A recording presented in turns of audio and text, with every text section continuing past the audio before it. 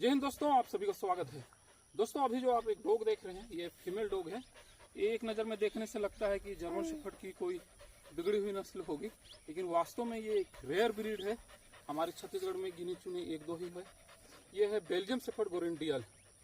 ये फीमेल है, 1.5 साल की है और इसे सेल करना है। अगर आप इंटरेस्टेड हो तो संपर्क कर सकते हैं। इसमें नंबर वीडियो में आपको दिख जाएगा।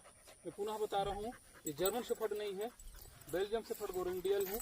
बेहद रेयर ब्रीड है। हमारे भारत देश में 30 से 35 ही आज की डेट में ये होंगे।